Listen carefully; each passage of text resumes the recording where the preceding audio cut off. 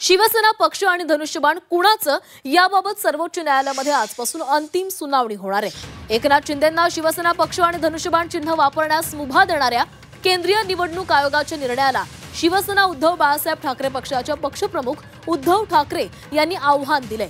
या संदर्भातील मूळ याचिका आणि अंतरिम अर्जावर न्यायमूर्ती सूर्यकांत आणि न्यायमूर्ती जयमल्ल्या बागची यांचं खंडपीठ अंतिम युक्तिवाद ऐकून घेणारे या सुनावणीकडे संपूर्ण महाराष्ट्राचं लक्ष लागलेलं आहे। शिवसेना पक्ष आणि धनुष्यबाण चिन्ह वापरण्यास केंद्रीय निवडणूक आयोगानं 2022 मध्ये दिलेला निर्णय पूर्णपणे असंवैधानिक आणि पक्षपाती आहे।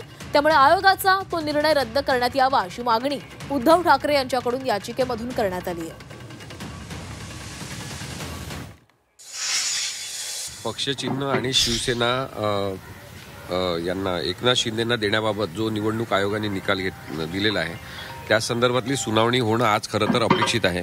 हे सर्व प्रकरण टॅग केलेले असल्यामुळे आणि दुसरी गोष्ट म्हणजे जस्टिस सूर्यकांत हे दुपारी 2 वाजेपर्यंतच त्या बेंचवर बसत असल्यामुळे तारीख होण्याची शक्यता जास्त आहे असं दिसत आहे। निराशाजनक परिस्थिती आहे, परंतु आज सुनावणी सुरू करायचीच असं जर न्यायालयाने ठरवलं असेल तर ते सुनावणी सुरू करू शकतात आणि त्या संदर्भात पक्षचिन्हाच्या संदर्भातली तरी सुनावणी आज सुरू होऊ शकते असं मला वाटतं।